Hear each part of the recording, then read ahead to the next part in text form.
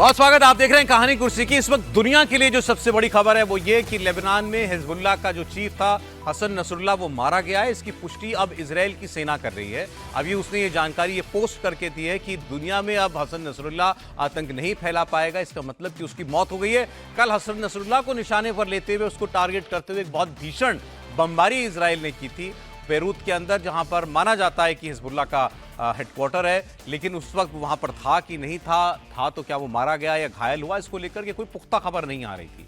In fact आज दिन भर में भी, अभी तो इससे पहले तक आप देखेंगे कहीं दुनिया में उसकी मौत की पुष्टि की कोई खबर कहीं आपको नहीं मिलेगी।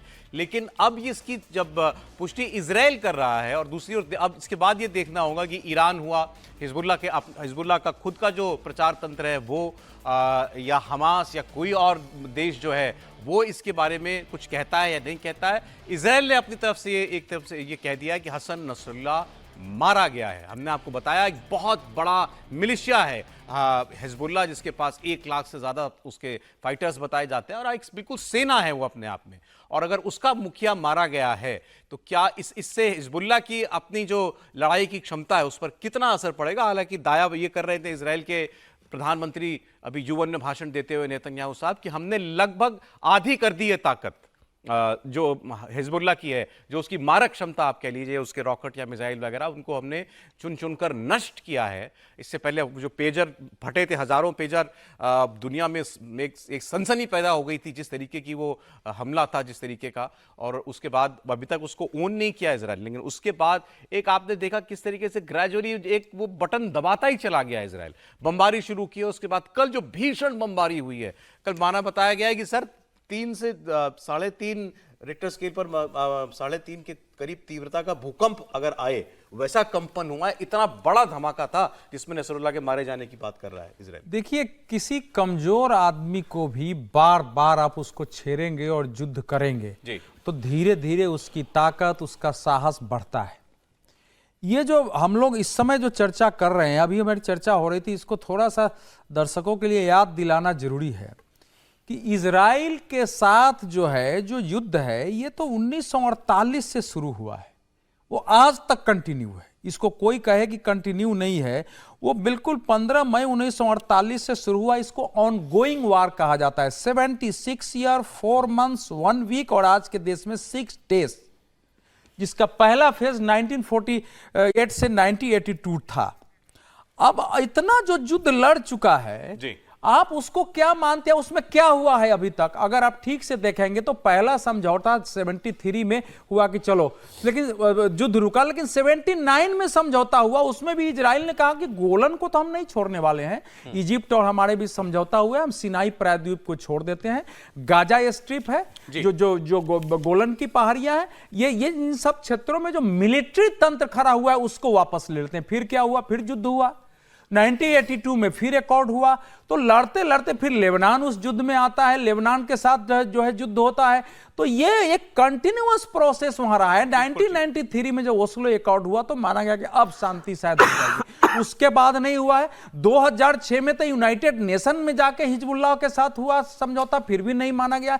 तो अब इजराइल इस सिचुएशन में है कि सबकी शक्ति देख चुका है, सबकी नीतियां समझ चुका है, सबके शक्ति के स्रोत कहां है, फाइनेंस कहां से है, आर्म्स कहां से है, ट्रेनिंग कहां है, वो भी देख चुका है।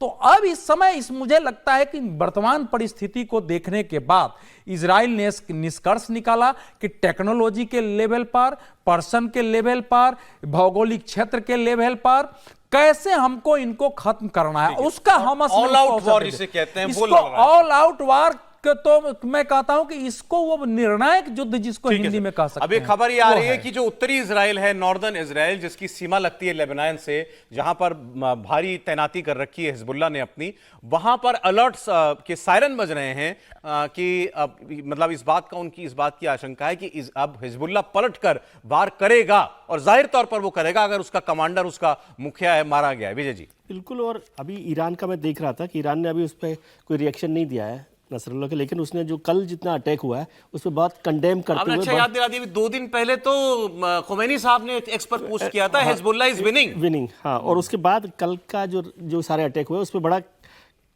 कड़ी निंदा करते हुए उसने कहा कि हैरानी इस बात पे कि दुनिया के बहुत सारे देश अभी इस पर चुप है। तो उनको क्या लग रहा है हिजबुल्लाह के बारे में, मतलब तो ये मैं नसरुल्लाह उसको के मारे देख जाने रहा पर था। क्या सर, प्रतिक्रिया पहला आएंगी? युद्ध इराक के साथ ही हुआ है। सुनिए, ये भी इतिहास में जानना चाहिए। इजराइल का फर्स्ट वार जो था 1948 में इराक के ही विरुद्ध हुआ और इराक को झुकना पड़ा है। उसमें बाद में सीरिया और इजिप्ट उसी युद्ध में आ गया था जी। और तब लास्ट में 1967 का युद्ध मालूम है सारे मिलकर कितने दिन लड़ पाए? केवल 6 दिन। 6 डे वॉर बोलते हैं। केवल 6 दिन, 6 डेज वॉर कहते हैं उसको। नेतन्याहू ने कल एक बहुत बड़ी बात बोली है। उन्होंने कहा था हमारा सऊदी अरब के साथ ऐतिहासिक समझौता लगभग तय हो गया था और उस समझौते को रोकने के लिए ये ईरान ने हथकंडे अपनाए बोले, और वह मैं यह समझौता करके रहूंगा। बोले ईरान कितनी भी कोशिश कर ले, मैं ये समझौता करके रहूंगा। और उन्होंने कल जो नक्शा दिखाया कि ईरान, इराक, सीरिया और लेबनान ये कैसे काले देश है और ये कैसे आतंकवाद को बढ़ावा देते हैं, और ये धब्बा है और सुनहरा भविष्य जो दुनिया देखना चाहती है आतंकवाद से मुक्त, उसमें ये 4 देश आतंकवाद को बढ़ाने वाले देश है और हम अपनी कार्रवाई को नहीं रोकेंगे।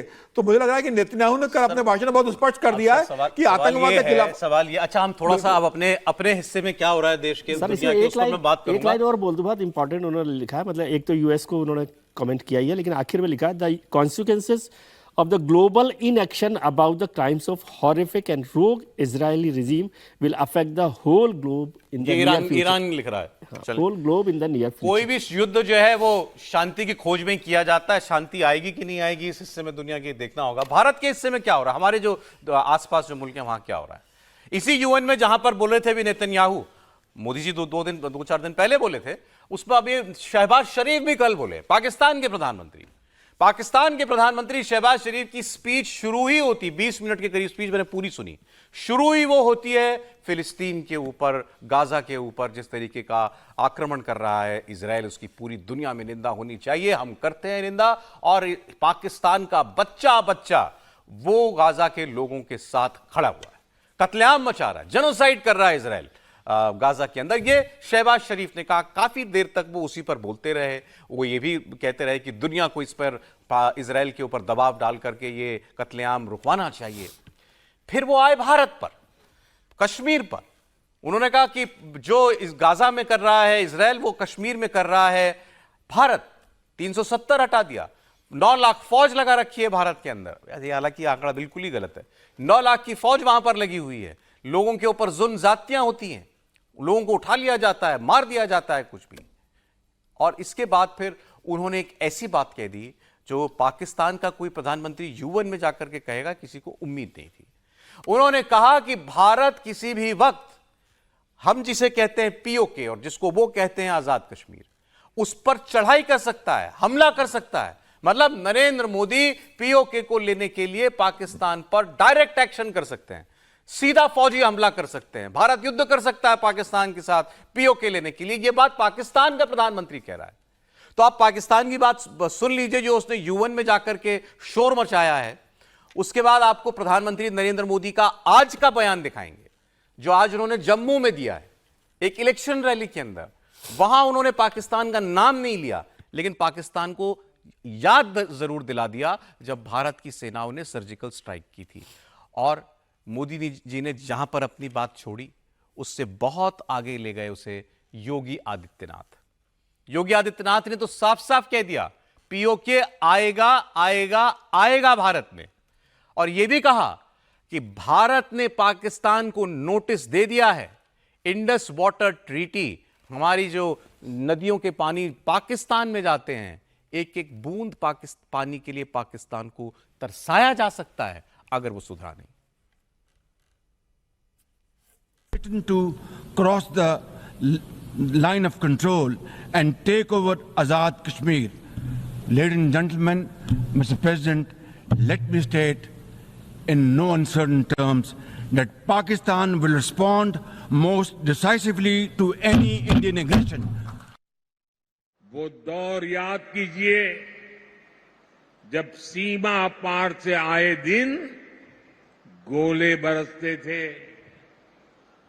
आए दिन मीडिया में ब्रेकिंग न्यूज चलती थी।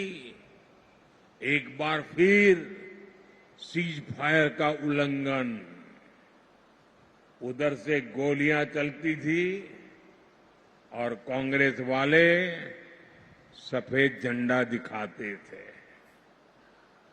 लेकिन जब भाजपा की सरकार ने गोली का जवाब गोले से दिया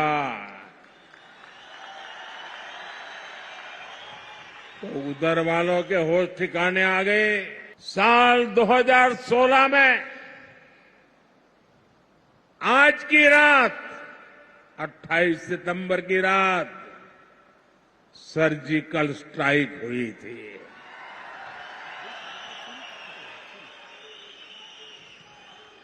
भारत ने दुनिया को बता दिया था ये नया भारत है, ये घर में घुसकर मारता है। महाराजा हरि सिंह जिन्होंने पहचान दिलाई थी, महाराजा हरि सिंह का शासन केवल यहीं तक नहीं था, काबुल तक का शासन महाराजा हरि सिंह के पास था। भारतीय जनता पार्टी की सरकार जम्मू कश्मीर में आते ही महाराजा हरि सिंह का कश्मीर फिर से आपके सामने होगा। पाक अधिकृत कश्मीर भी फिर कश्मीर का ही पार्ट होने वाला है, जम्मू कश्मीर का ही भाग होने वाला है। और यही तो हलचल है पाकिस्तान में। वे अपने लोकतंत्र को बचा नहीं पाए। भिखमंगा पाकिस्तान आज अपने आप को नहीं संभाल पा रहा है। कहीं पर पाक अधिकृत कश्मीर उससे अलग होने की आवाज उठा रहा है, तो कह रहा है कि हमें भी तो अधिकार था जम्मू कश्मीर के चुनाव में भाग लेने का, और जम्मू कश्मीर के चुनाव के साथ पाक अधिकृत कश्मीर में भी, मुर्शिदाबाद में भी अगर चुनाव होता ना तो और अच्छा संदेश जाता। लेकिन संदेश आपको देना है इस चुनाव के माध्यम से। दूसरी तरफ बलूचिस्तान अलग से कह रहा है, वो कह रहा है कि पाकिस्तान से हमारी केमिस्ट्री तो मिलती ही नहीं है, हमारी केमिस्ट्री उससे मिलती ही नहीं है, क्योंकि पाकिस्तान तो मानवता का दुश्मन है, ये मानवता का एक कैंसर है। इस कैंसर से दुनिया को मुक्ति मिलनी ही चाहिए। अवधेश जी, अचानक शहबाज शरीफ को डर क्यों लगने लगा कि पीओके पर चढ़ाई कर देगा भारत? अच्छा, मोदी जी और योगी जी ने कोई कसर भी नहीं छोड़ी बोलने में? नहीं, इसके दो तो तात्कालिक कारण है। पहला तो पाकिस्तान का जो संकट है, उसमें जब भी नेता संकट में पड़ते हैं उनके लिए कश्मीर ही सबसे बड़ा अवसर और भारत ही होता है जिसको दिखा के ये देश में समर्थन प्राप्त करते हैं। लेकिन पाकिस्तान को सबसे बड़ा धक्का लगा है, और धक्का ऐसा है जिसकी पूर्ति होने की संभावना नहीं है। वो ये है कि तमाम मुस्लिम देशों से कोशिश करने के बावजूद, ओआईसी के संगठनों से के नेताओं से बात करने के बावजूद, इस बार न्यूयॉर्क में किसी भी मुस्लिम देश ने कश्मीर का जिक्र नहीं किया। इसका बहुत दर्द है उन्हें। तुर्की के राष्ट्रपति जो एर्दोगन साहब हैं, वो हर बार बोलते थे। इस बार उन्होंने साइप्रस का नाम लिया, लेबनान का नाम लिया, हमास इजराइल युद्ध का नाम लिया, लेकिन कश्मीर का नाम नहीं लिया। अनवर इब्राहिम जो मलेशिया के प्रधानमंत्री हैं, उन्होंने कह दिया कि भाई कश्मीर जो है आंतरिक मामला है, उसमें मैं कुछ नहीं बोलने वाला हूं। तो फिर हार करके इन्होंने सुरक्षा परिषद को गुहार वह करना चाहिए, पूरा बाहर से बयान दिया। फिर जाके एंटोनियो गुटेरेस से मिले कि इसमें हस्तक्षेप करना चाहिए, उसने भी कुछ बोलने से इनकार कर दिया। तो क्या करेंगे? जिसकी बदौलत वहां यूनाइटेड नेशन के पैरेलल ओआईसी की मीटिंग हो जाती थी। जब से 370 हटा, ओआईसी एक प्रस्ताव पारित कर देता था, पाकिस्तान उसको लेके चला आता था। भारत ने जो कूटनीति की है, जो एर्दोगन का पहले तो विरोध किया, जब एर्दोगन नहीं माने थे, साइप्रस के साथ अपने, अब साइप्रस तक पहुंचा, आर्मेनिया तक पहुंचा, आर्मेनिया के साथ संबंध बनाए, उसको हथियार दिया, उनको घेरने की कोशिश की। जब वो सोचे कि ब्रिक्स में आएंगे तो लगा बगैर भारत के नहीं होगा। फिर उनके यहां जो भूकंप आया था, उसमें भारत ने इतने मानवतावादी मदद की है कि लगा कि बहुत बड़ी डेवलपमेंट है एर्दोगन का कश्मीर का नाम लेना, जो आपने बताया। लेकिन सर, पाकिस्तान, आप तो मतलब पाकिस्तानियों की साइकी थोड़ा सा हमसे बहुत ज्यादा समझते हैं। पाकिस्तान की आपका काम पाकिस्तान में कई बार लेकर के गया है। शहबाज शरीफ क्यों बोले वहां जाकर के? नहीं, मुझे वो सबसे बड़ी बात है जो ये अभी जो बैठक हुई यूएनजीए की, उसमें पहली बार ऐसा हो रहा है कि कश्मीर का जिक्र नहीं हुआ। और ओआईसी की जो कंट्रीज हैं हमारे, उनकी भी पाकिस्तान को लेकर और कश्मीर को लेकर जो भूमिका हुई है और जो बदलाव आया है, उससे पाकिस्तान एक विक्टिम कार्ड के उस पर आ गया। ये जो भाषण है, ये कोई चैलेंज नहीं है, शहबाज चैलेंज शरीफ। क्या देंगे वो? नहीं मतलब अरे पॉलिटिकल लीडर को बोलने में क्या, लेकिन वो विक्टिम कार्ड की तरह से कर रहा है। हालांकि मुझे शहबाज शरीफ याद आता है कि जब प्रधानमंत्री वाजपेयी जी जब थे और 99 में लाहौर यात्रा गए थे तो ये पंजाब के चीफ मिनिस्टर होते थे, तो ये नवाज शरीफ साहब के साथ खड़े हुए थे, असिस्ट किया कर रहे होते थे उस वक्त में। लेकिन खैर अब तो प्रधानमंत्री हैं और वो विक्टिम कार्ड खेलकर ये ताकत दिखाना चाहते हैं कि भाई हम पर कभी हमला हो सकता है, नहीं हो सकता। हालांकि हमारे मुख्यमंत्री योगी जी जिस तरह से बात कर रहे हैं वो तो हर हिंदुस्तानी की इच्छा ही है, और मैं तो समझता हूँ कि सब हिंदुस्तानी समझते हैं वो पीओजे के बोलने इन्होंने को थोड़ी अर्जेंसी दिखाई अपने बात में, अर्जेंसी। भारत करने ही वाला है हमला करने, हमारे हाँ तो वही तो कर रहा हूँ, वो उस विक्टिम कार्ड को दूसरे जो मुल्क है खासतौर से जो इस्लामिक कंट्रीज है उनके साथ भी और यूएन के साथ भी कि ऐसा उनको लग रहा है, क्योंकि पाकिस्तान इस समय अपनी आज बनने से लेकर आज तक सबसे कमजोर स्थिति में, आर्थिक तौर पर भी, सामाजिक तौर पर भी, और बहुत ही बड़े कमजोर स्थिति में यहाँ पर हो गया। मैं 5-7 बार तो पाकिस्तान गया हूँ, इस तरह की स्थिति मैंने पाकिस्तान को लेकर नहीं देखी है। पाकिस्तान में एक ज़माना था जब माहौल होता था कि एक जनरेशन थी जो हिंदुस्तान के साथ एक कनेक्शन रखती थी, फिर उसके बाद जो यंगर जनरेशन आई उसको विशियस बनाया गया हिंदुस्तान को लेकर, वो हर बात उनको गलत बताया गया कि तरीके से, तुम अरबी हो। हाँ हर तरह से उनके खिलाफ किया गया। फिर जब भी पाकिस्तान की पॉलिटिकल लीडरशिप को अपना क्राइसिस दिखता है ना तो उन्हें हिंदुस्तान याद इंडिया आता है, याद आता है। और हिंदुस्तान में भी जो एक कहना चाहिए एसओएस, वो कश्मीर याद आता है। ये कश्मीर को दोबारा फ्लैश पॉइंट बनाने फ्लैश पॉइंट बनाने की एक्सरसाइज पीओके पर हमला करेगा भारत। पीओके पर हमला करेगा। अब अभी तक तो ये पीओके के रास्ते से हिंदुस्तान पर जो प्रॉक्सी वार की एक्सरसाइज किया करते थे, वो आज प्रधानमंत्री प्रॉक्सी वार के बजाय एक विक्टिम कार्ड की भूमिका में आ गया और उसको लग भी रहा है। भाई एक हमारे और यहाँ- बात है ना, इसको यूं भी समझिए कि उनका ये डर गैर वाजिब भी नहीं हो सकता कई बार। ये नहीं कह रहा कि कोई भारत वहां पर हमला करने वाला है। जिस किस्म के आतंकवादी हमले इस वक्त जम्मू में हो रहे जम्मू में हो रहे हैं, अभी आज भी हुआ है, भारत कल भी will हुआ है, be well कुलगाम within में। its rights हाँ। कि अगर वहां कार्रवाई की जाए। हमने जो वो भी किया था बालाकोट अटैक, तब भी ये कहा था ये पाकिस्तान पे हमला नहीं है, आतंकवादियों के भाई ऊपर हम एयर और स्ट्राइक आप फिर कर रहे हैं। उस समय जब सर्जिकल स्ट्राइक की तब भी अपने दायरे में रहकर की, और जब कारगिल वार हुई तो प्रधानमंत्री ने कहा कि भाई हम एलओसी को पार नहीं करेंगे, तो हम उस अब आप कब तक चैलेंज करेंगे? अभी जो बात हो रही थी शायद अवधेश जी कहते कि रोज रोज चैलेंज करेंगे गरीब से गरीब आदमी को, तो भी आप। हाँ ठीक सर, बताएं समीर जी। भारत के जो स्थायी प्रतिनिधि है भाविका मंगल नंदन, उसने बहुत बढ़िया जवाब दिया इसको लेकर। अरे ये भी गजब है ना, वहां का प्रधानमंत्री बोलता है पाकिस्तान का, हमारे यहाँ फर्स्ट सेक्रेटरी जवाब देता है बिल्कुल हमेशा। तो उसी के लेवल के ना, मतलब जरूरी नहीं है कि वहाँ के प्रधानमंत्री बोले तो हमारे प्रधानमंत्री वहाँ बोले। देखिए उन्होंने बहुत अच्छा जवाब दिया। उन्होंने कहा कि 1971 में बांग्लादेश में किसने कत्लेआम बचाया था, जो पाकिस्तान बार बार जम्मू कश्मीर की बात कर रहा है, और जम्मू कश्मीर के अंदर वो कह रहे हैं कि इतनी सेना रखी है। आज वहाँ इतने बिना किसी उसके चुनाव हो रहे, पूरी दुनिया देख रही है, दुनिया के राजनयिक आकर देख रहे हैं कि जम्मू कश्मीर में किस तरीके से शांति के साथ चुनाव हो रहे हैं। आर्टिकल 370 हटाई, एक गोली वहां नहीं चली, लोग शांति से रह रहे हैं, वहां पर विदेशी लोग आ रहे हैं। इस इलेक्शन में तो वायलेंस उस तरह से नहीं हो रहा। ये जो आतंकवादी घटनाएं हैं वो तो वो पाकिस्तान इलेक्शन कर में रहा तो है। सर कंकड़ भी नहीं चला है। कोई वायलेंस उस तरह की कुछ सिर्फ नहीं हुआ। पाकिस्तान का जो डर है कि प्रधानमंत्री नरेंद्र मोदी ने जिस तरीके से सर्जिकल स्ट्राइक किए, एयर स्ट्राइक किए, वो 2014 के बाद से भारत का जिस तरीके से नेतृत्व परिवर्तन हुआ है और जिस तरीके से आक्रामक अख्तियार किया भारत सरकार ने, और जो प्रधानमंत्री मोदी का भी बयान था कि अब जब गोली चलती है तो हम गोला चलाने की ताकत रखते हैं और घर में घुसकर मारते हैं। और आज तो 28 सितंबर है ना सर, 28 सितंबर को तो सर्जिकल स्ट्राइक की थी, वो याद दिलाया मोदी जी। प्रधानमंत्री मोदी ने उसको याद दिलाया।